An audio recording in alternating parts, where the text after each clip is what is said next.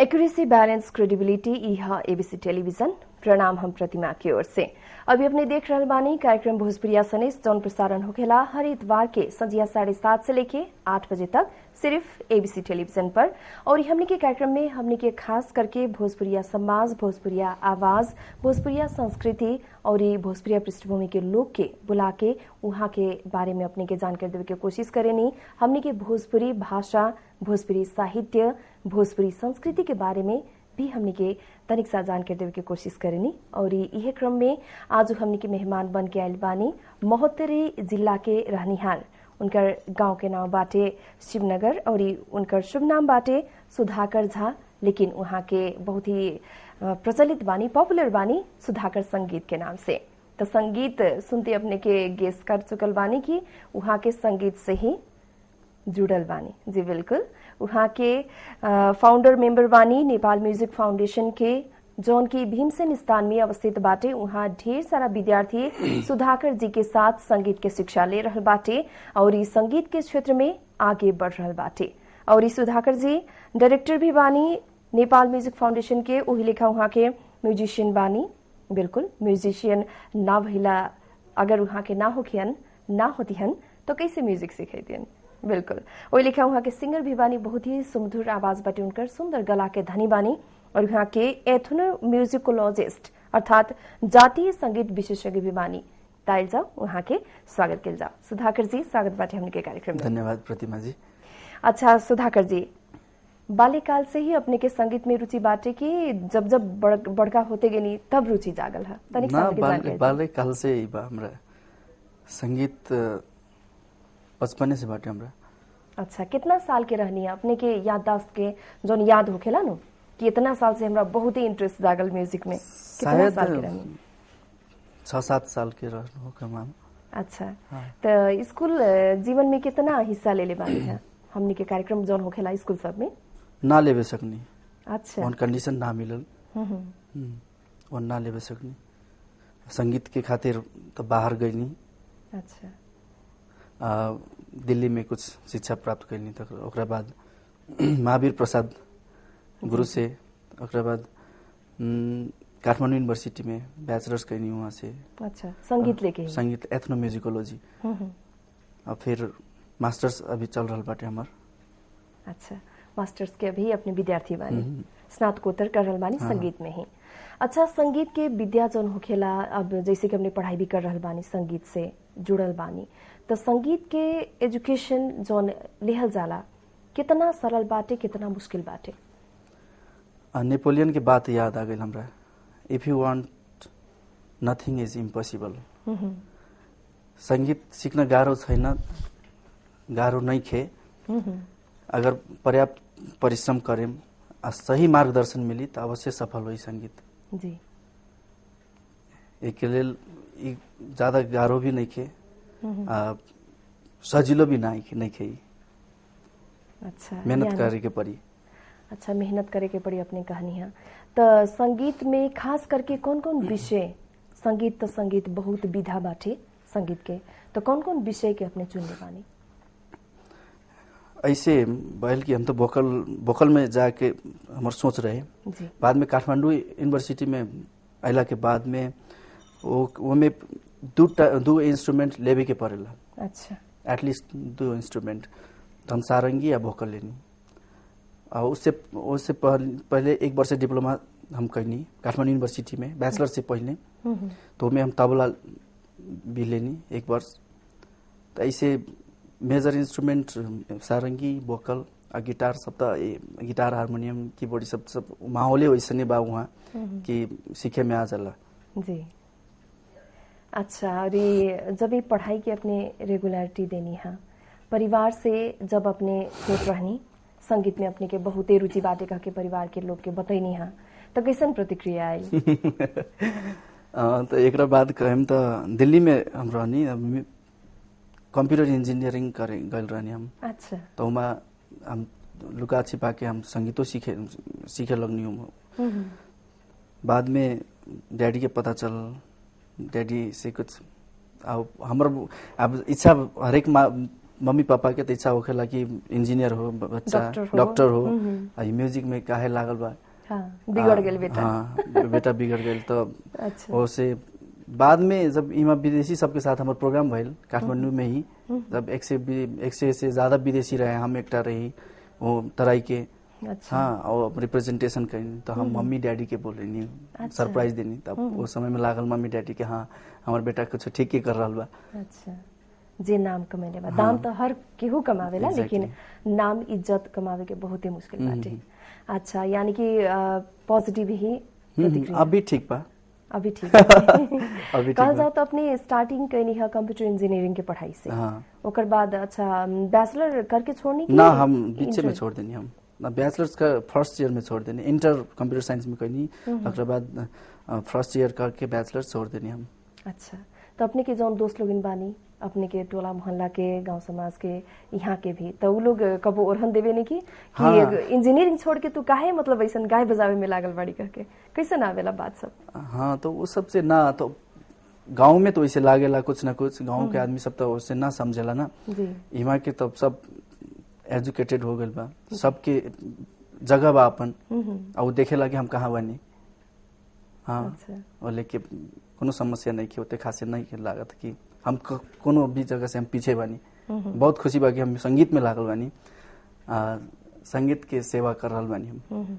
अच्छा, यानी कि संगीत से अपने के बहुत प्यार बा। तो कहल जाला कि संगीत से जुड़ला के बाद आदमी के जौन मन होखेला बहुत ही कोमल होखेला, कह के एक सच्चाई भी बाटे ई बात में। तो अपने के मन कितना कोमल बाटे संगीत के लेके, अपन परिवार के लेके, मतलब एक होखेला न संगीत खास में सब्जेक्ट है स्त्री के, स्त्रीन। तो पुरुषो अगर करी तो ओकर विचार स्त्रीन हो जाए के पड़ी। जी सॉरी, हम मैथिली भाषी हैं और समस्या हो रहा हमरा भोजपुरी बोले में। कौन बात नहीं के अपने सहज महसूस करतानी तो मैथिली भी बोल सकतानी, अगर अपने सहज महसूस करी तब ठीक से कोनो बात नहीं, हम बजी मैथिली में बजी त दोनों रिप्रेजेंटेशन भ गेले एमे। तो स्त्रीन होबो पड़े छी, विचारे से पूर्ण रूप से भितरे से हम स्त्री भ जाबे तब फील जाते।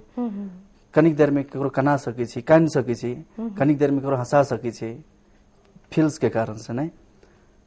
तेला के संगीत में तो स्त्री होबे पड़े छी, पूरा स्त्री के संगीते नहीं, बहुत कला जे छे, साहित्य लेखन ई सब तो पूरा दोसर दुनिया के छे, स्त्री हो ही पड़े छे। बाहरी रूप से नहीं, आंतरिक रूप से हो पड़े छे, कोमल हो पड़े छे, एकदम नाजुक, जोन अपने के सोच बाटे। अब जैसे कि साहित्यकार लोग कागज में उतारे खातिर बहुते कोमल भाव से लिखेला लोग, उ लोग के सोच भी बहुत कोमल रहेला, बहुत सॉफ्ट कॉर्नर, सॉफ्ट हार्टेड वो हिसाब से। अच्छा, तो जब संगीत अपने सीखे के शुरू कैनी है, शुरुआती अपने बीरगंज से शुरू कैनी, जहाँ तक हमरा मालूम बात है। अच्छा, महावीर गुरु से हमने के साथ में भी कुछ साल सीखनी है। तो बीरगंज के सिखाई जोन अपने के शुरुआती दौर रहे, उहे सिखाई के चलते अपने काठमांडू तो कहनी, यहाँ के कॉलेज ज्वाइन कैनी है। तो कितना अपने के अलगपन, कितना फर्क तो बहुत बा, पूरा आकाश पाताल का है। अब वहाँ जैसे कि गुरुजी सिखात रहलन, यहाँ अपने के सब्जेक्ट वाइज कितना अंतर पाइनी है? अंतर एना छै कि ओत के सिखाए विद्यार्थी टीचर जे सिखबै छलखिन ओत गुरुजी, तो उ विद्यार्थी सबके इच्छा से एकटा राग एक साता में, 2 साता में एकटा राग दै छलखिन नै, 1 महीना में 2टा राग तक दै छलखिन। तो 1 महीना में तो 2टा, ज्यादा राग गावे कोनो जरूरते नहीं छै। एकोटा राग अहाँ एक राग आदमी 6-6 महीना गावे छै, वही में परफेक्ट भ जाए। तो और राग सब तो एकदम सिंपल भ जाते ना, सब राग गावे के, ज्यादा राग गावे के कोनो जरूरते नहीं छै। फील्स आवे पड़ले, एक जगह पे कतो आस्था टिका देबे ओते क्रांति घट जाते, वो तो है नहीं। हाँ बिल्कुल।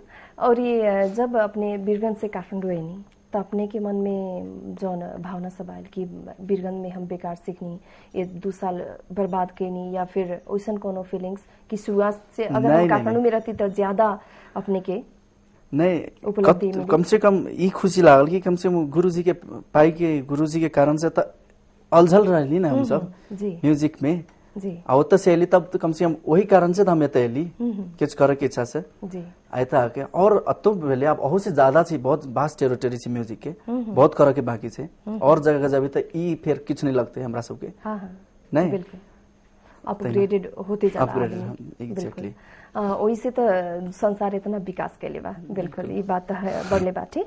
तो अपने शिवनगर के रहनिहार बानी, शिवनगर से अपने शुरुआत कैनी अपन करियर के पढ़ाई बीरगंज में कैनी है, वही लेखा दिल्ली में भी कैनी।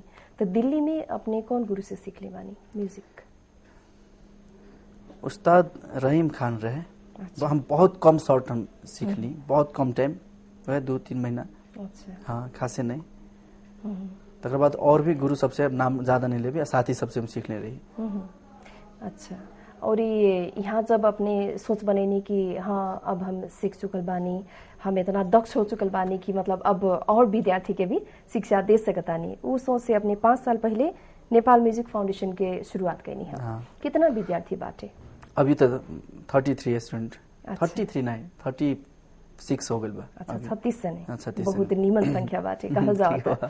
अच्छा शुरुआती दौर में अपने के कितना समस्या के सामना करे के पड़ल जब अपने सोच बनेनी कि नेपाल म्यूजिक फाउंडेशन हम दर्ता कराएम, आपन संस्था खोलेम कह के? स्टार्टिंग पीरियड में तो हमर की रहे कि अध्ययन करी छी तो अपन अध्ययन जे हम करी छी तक से इम्प्लीमेंट से होए, हमर रिकवर से हो जाए, हमरा कॉलेजों में समस्या नहीं है, हमर आर्थिक समस्या के समाधान से हो जाए। तै लके हमरा एस्टैब्लिश कैले सूर्य विनायक में। बहुत बढ़िया चल रहे, कोनो बात नहीं, कोनो समस्या नहीं, बहुत निक चल रहा है अखनो तक। अच्छा तै लके कोनो खासी समस्या नहीं। अच्छा तो अपने अपन विद्यार्थी के शुरुआत कौन विधा से करावेनी, तनिक सामने के जानकारी दी। हम केना केने छी कि हम तो कोर्स कंटेंट्स बनेने छी कि एते दिन के भीतर में ई छी जना जे वोकल के स्टूडेंट होता होबे छै ओकरा हारमोनियम सीखे पड़ते, गिटार सीखे पड़ते, वोकल के जे भीतर के वोकल से वेस्टर्न वोकल, ईस्टर्न वोकल ई सब के नॉलेज लेबे पड़ते। लेकिन स्टार्टिंग फेज में वोकल से सबसे इम्पोर्टेंट जी जे नोट सब से इंट्रोडक्शन, हारमोनियम से इंट्रोडक्शन, ओकरा बाद आके सप्तक सबसे, ऑक्टेव सबसे इंट्रोडक्शन, तकर बाद नोट सब लगाबे के प्रक्रिया सब शुरू होय छै। तब धीरे धीरे गीत सब ट्रैक सब के में गाबे के या राग सब गाबे के, तकर बाद से उच्चारण सब आबै छै। अच्छा स्टाफ नोटेशन सब सीखा पड़ल, वेस्टर्न स्टाफ नोटेशन सब। जी संगतिया, सुधाकर जी के साथ के बातचीत जारी रही, लेकिन अभी समय भर बाटे ब्रेक के बाद हमने फिर उपस्थित होकर करें कार्यक्रम भोजपुरिया सनेस में। अपने एबीसी चैनल चेंज मत करें, हमने के साथ रहें।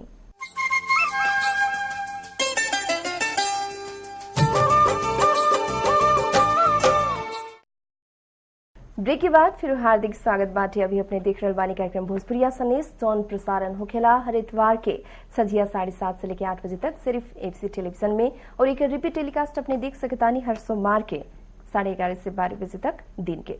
और ये आज हमने के संगतिया बानी, आज हमने के मेहमान बन के अलबानी founder director member Nepal music foundation की, जौन की भीमसेन स्थान में बाटे, और वहाँ के म्यूजिशियन भी बानी, सिंगर भी बानी, एथनो म्यूजिकोलॉजिस्ट अर्थात जातीय संगीत विशेषज्ञ भी बानी, और सुधाकर संगीत जी हमने के आज के कार्यक्रम में हमने के साथ बानी। सुधाकर जी, बातचीत के क्रम के फिर आगे बढ़ाल जा। तो ये जौन अपने वाद्य यंत्र सब बजावे नहीं, संगीत सीखे वाला विद्यार्थी के बहुत जरूरी होखेला कि हारमोनियम के साथ साथ बहुत सारा वाद्य यंत्र सब बजावे के, लूर आवे के बहुत जरूरी होखेला। तो कौन कौन बाजा, कौन कौन वाद्य यंत्र अपने बजावे नहीं? हमर वोकल बा, वोकल बाटे, ओकरा बाद सारंगी भइल, गिटार भी बजा लेबे नी। अच्छा तबला भी बजावे नी? तबला भी बजावे नी, हमरा मालूम बा। हारमोनियम भइल जी, तानपुरा इंस्ट्रूमेंट सब बजावे नी हम। अच्छा और मादल मादल तो बिल्कुल, मादल तो हर केहू जानेला, अगर हमने के जौन नेपाली गीत संगीत बाटे में रुझान करे वाला लोग के आवेला जरूर। और ये एक कहनाम होखेला कि हर क्षेत्र में आवे खातिर एक व्यक्ति के इंस्पिरेशन बहुत ज्यादा काम करेला। तो अपने के संगीत के क्षेत्र में आवे खातिर कौन व्यक्ति बानी, केकरा से इंस्पायर होके अपने इस क्षेत्र में लगनी, तनिक सामने के जानकारी दी। अब एक व्यक्ति के तो नाम ना कहे हम जी कि कोनो भी चीज के पूरा करे के लागी बहुतों के हाथ होखेला, बहुतों के हाथ होई छे जी। तो ऐसे में मम्मी डैडी के तो ग्रेट उनका सबके हाथ होबे करे छे, तकरा बाद दीदी के सबसे ज्यादा हाथ छे, अर्चना दीदी के तकर बाद एता तिलक अंकल जे हमरा काठमाडौँ यूनिवर्सिटी तक पहुंचा देला तकर बाद से एक दुटा हिडन नेम ओके राज को राज रहने दो। राज को राज ही रहने दो, वो समझ जाएंगे अगर देखेंगे तो। अच्छा ठीक बाटे। तो यही बात पे अपने हमने के गिटार ले ली बानी और ये सारंगी भी ले ली बानी, तो हमने के ये वाद्य यंत्र बजा के तनिक सा सुनाए। हाँ हम सुनाएम, ये हम सुनाएम। आनंद जी के लिखल हम अभी तुरंत ही कंपोज करनी है ये। अच्छा 1-2 दिन भइल तो हम आनंद जी के लिखल बारी गीत हम गा के सुनाएम सारंगी में और गिटार में अलग अलग।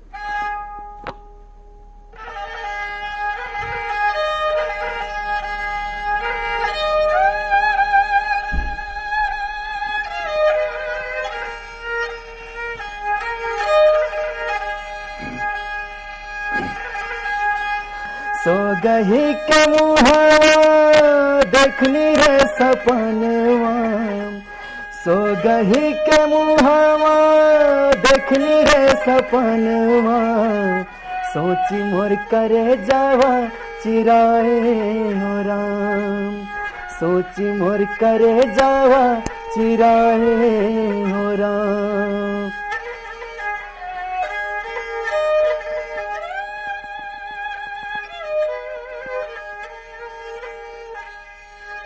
रेंगनी के काट लाखा लागे रे से जरिया, सिहर जाला देया जब चमके रे बिजुरिया।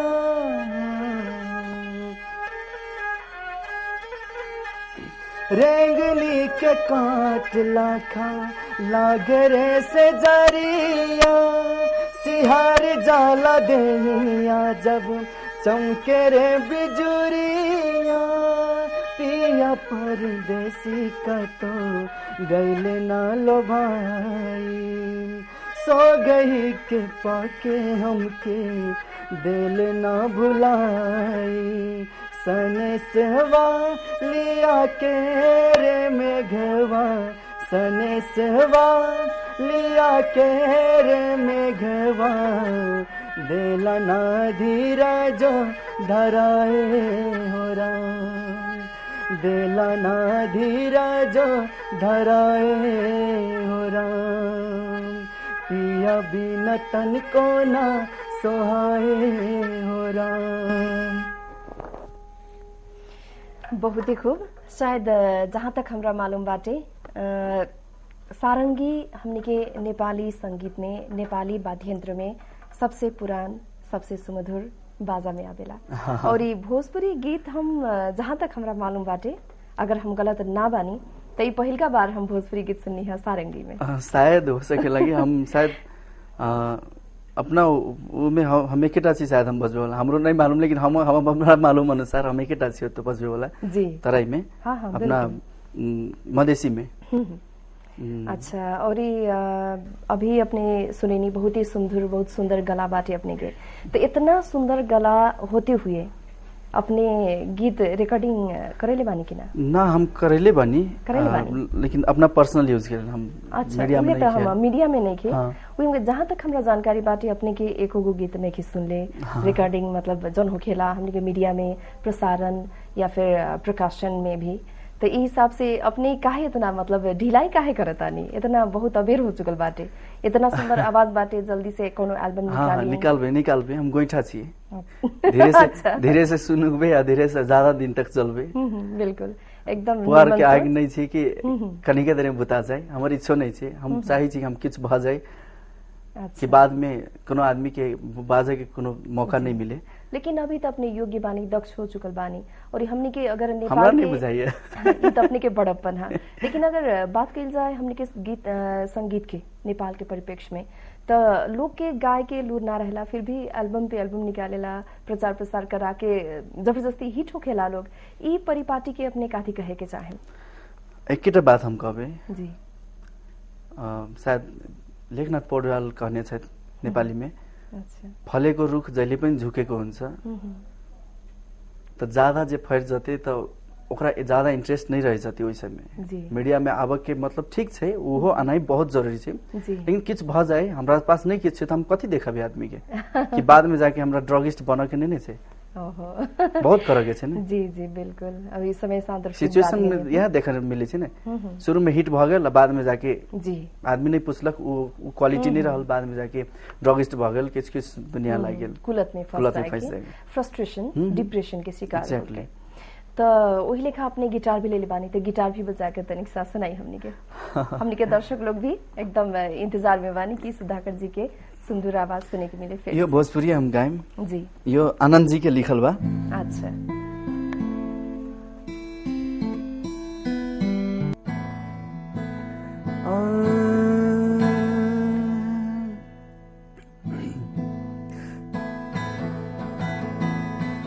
कर केकरा पर भरोसा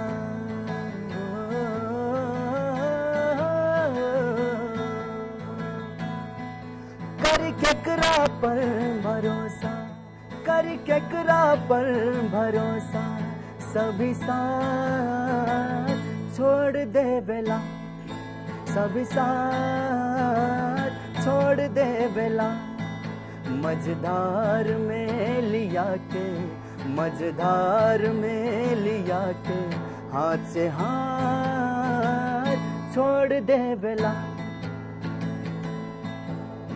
सगरो देख सब हित संगतिया का भइल